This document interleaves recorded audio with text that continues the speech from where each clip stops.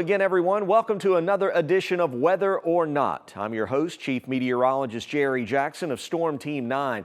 One of my primary jobs is to track dangerous weather and give you adequate time to prepare. For longer-term events like snowstorms or hurricanes, that requires some planning on your part too. For example, what will you eat if the power goes out for an extended period of time?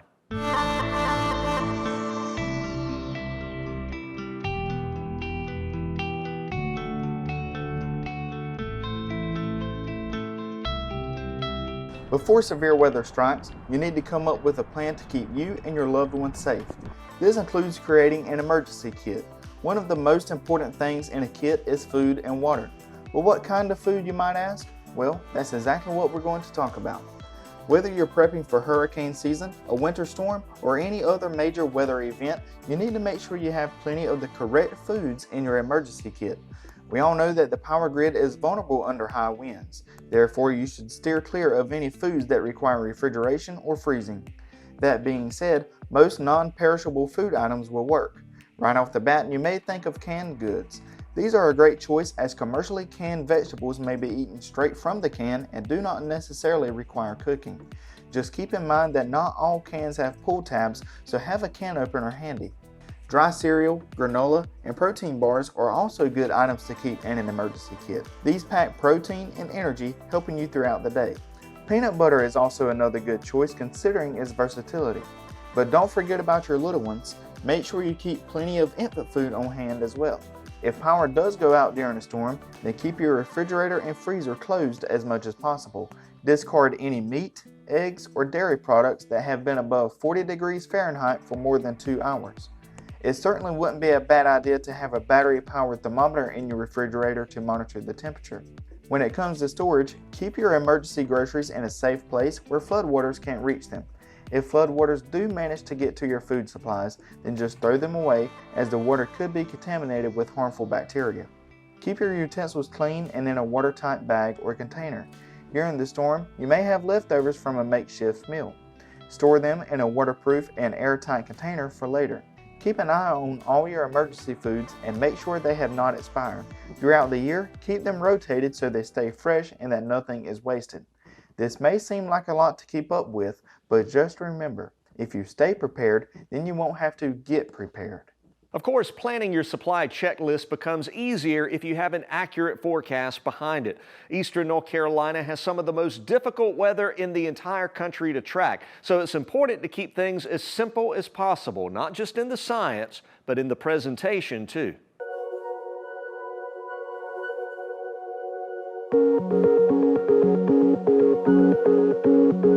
Green screens are used in many settings, such as TV stations, movie sets, and even offices. At some point in your life, I'm sure you have wondered how meteorologists know what they are pointing at if there's just a blank screen behind them. You might also wonder how the graphics appear on TV when they are not physically present. You see, a green screen is simply just a backdrop which provides a flat and uniform surface. The color green is commonly used because that is usually the least worn color by many people.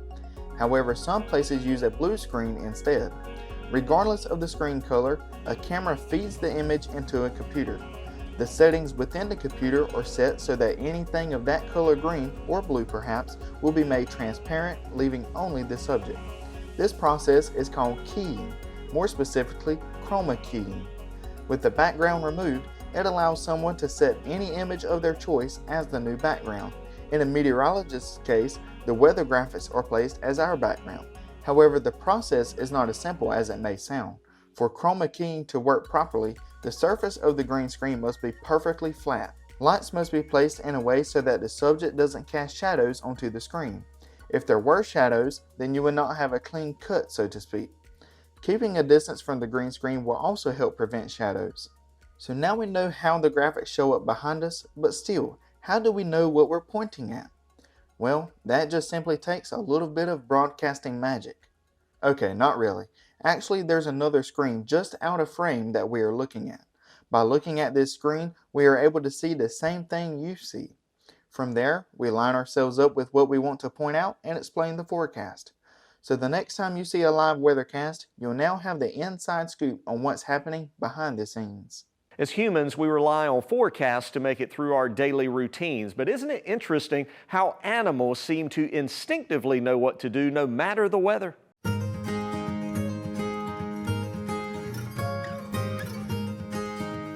As you may remember, last time we talked about gray foxes, which are one of the 2 species of foxes in our state. Today, we will focus on the other one, the red fox. Red foxes are not native to North Carolina. They were actually introduced by Europeans in the 1700s for hunting. However, due to their high reproductive rate, they quickly spread throughout the eastern United States. Red foxes are now fairly common across North Carolina. Many cultures throughout history view the red fox as intelligent, and for a good reason. Red foxes can adapt to a variety of habitats, increasing their chances of survival. They prefer clean wooded areas, brushy fields, and even open farmland. They are quite stealthy, hunting along the edges of these areas. They mainly feed on mice and rabbits, but will also eat fruits, berries, and insects. Red foxes are mainly nocturnal, however, it's not uncommon to see them throughout the day. Their lifespan is about 5 years in the wild, but due to several mortality factors, many do not live that long. Adult females give birth to 1 litter of about 5 pups every spring. The parents have a strategic way of working together to raise their young. The female will stay in the den, nursing the pups, while the male hunts, bringing her food back to the den. When the pups are old enough to be left alone, the mother will nurse during the day, then go hunting at night. Pups learn to hunt for themselves by 3 months of age. As fall comes around, they have reached adulthood and will venture away from their parents to find their own home territory. So as it turns out, red foxes are the wise creatures many people believe them to be. In Greenville, I'm meteorologist Christopher Tyndall, Storm Team 9.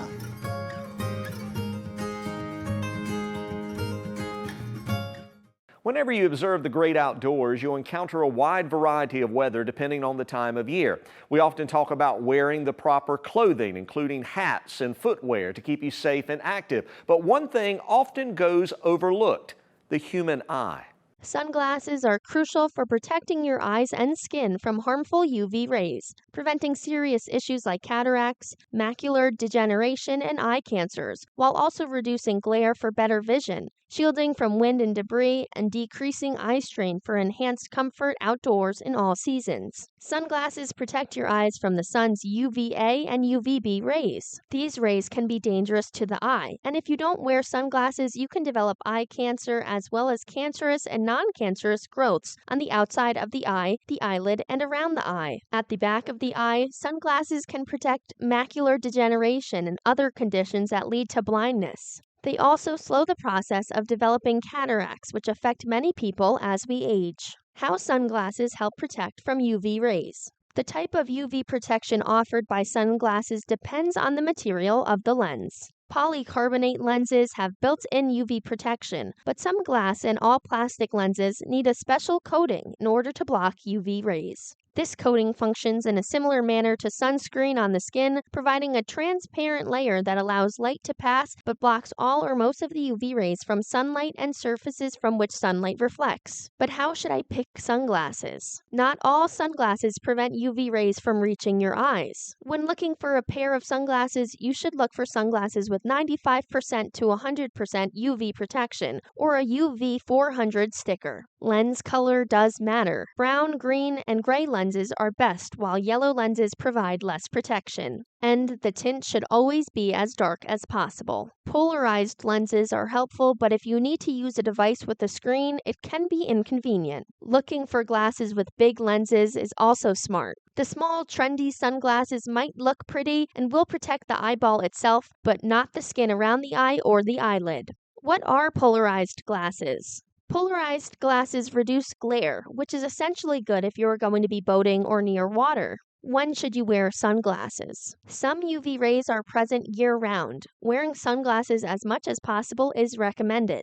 Even on a cloudy day, UV light is present and it will reflect off a range of surfaces, including concrete, snow, sand, and water. In winter weather conditions, UV light reflects off snow. This condition is commonly known as snow blindness. Wearing sunglasses as frequently as possible from a young age is key to minimizing UV damage to the eye and surrounding tissues. Thanks, Olivia. Time to take a little break. 8 questions, 2 minutes. Good luck.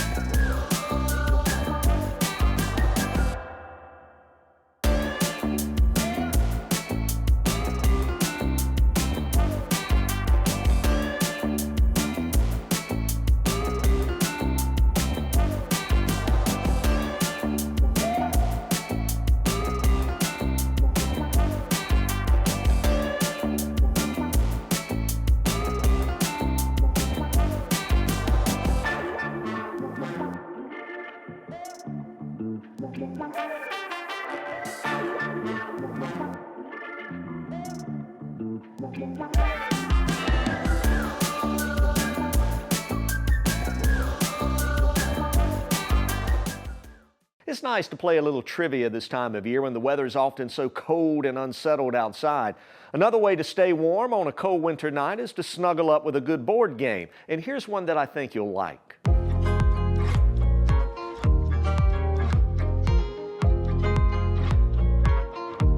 Words Over Easy is a game published by Winning Moves Games and can accommodate 2 to 4 players. A typical game lasts about half an hour. To begin the game, drop the egg dice into the sorter. The eggs will automatically be sorted into random bins, the good bin and the rotten bin. Players then flip the timer and form as many valid words as they can before the timer runs out. Now, for a word to be considered valid, it must use all of the good egg letters at least once. You can also use other letters in addition to those in the good bin, but you are not allowed to use any of the letters in the bad bin. Once the timer runs out, the round ends and the players score their words. For all valid words with at least 6 letters, players score a point. For all words with 7 or more letters, players score 2 points. Players keep playing additional rounds until at least one person reaches 20 points. Once that happens, the player with the highest score wins. Even though winter is still with us, it won't be long before warmer days arrive, and then we can move our playtime back to the outdoors. Now, we love our sports here in Eastern North Carolina, and obviously they're highly dependent on the weather, especially baseball.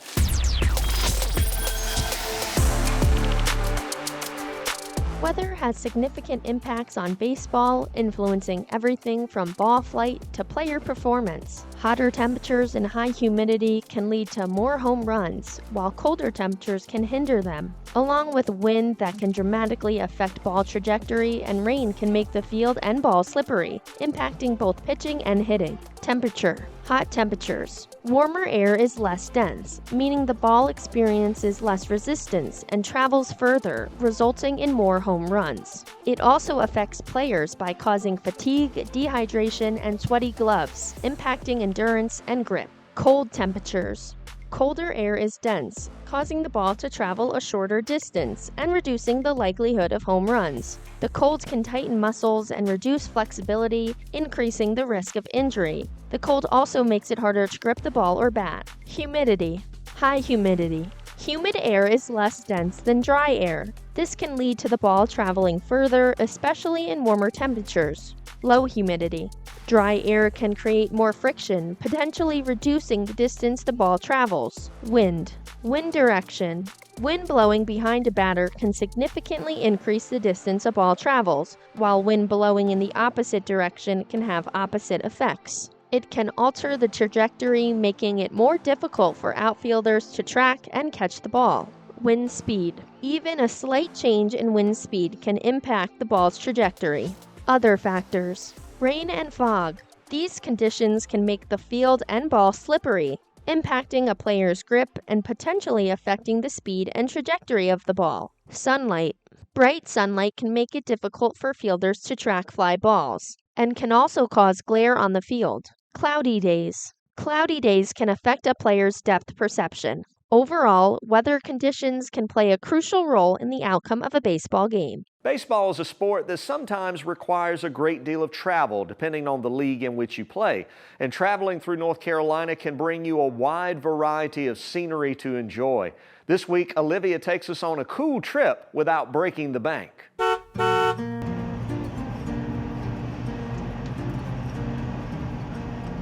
Let's take a drive to the South Tar River Greenway in Greenville, North Carolina. Greenways are linear parks and are places where people can walk, jog, ride bicycles, and enjoy nature. The South Tar River Greenway offers about 4 miles of trail through the trees. The paved trail starts at the Thomas Foreman Park, through the town common and over the Town Creek Bridge, and follows the southern bank of the Tar River, where it eventually ends at the Green Springs Park, where you can continue on the Green Mill Run Greenway that offers an additional adventure. Throughout the walk, you and your family can stop at the town common to enjoy time at the playground or look at the artwork scattered throughout. As you continue on the Greenway, you will find the Friends of Greenville Greenway's Community Shade Garden and the Off-Leash Dog Park about a half a mile down from the town common, where you can let your furry friends play and sit and relax before continuing on, and finding the KRG Memorial Dock, where you can sit and relax or fish from. You can then continue your adventure past the Lookout Point, where eventually the South Tar River Greenway and the Green Mill Run Greenway meet, where you can continue walking along the trails through Green Spring Park, Elm Street Park, through ECU and past Dowdy-Ficklin Stadium. It's a perfect place to enjoy time outside. Come and visit the South Tar River Greenway. I'm Storm Team 9 meteorologist Olivia Monteleone. See you next week for our next adventure.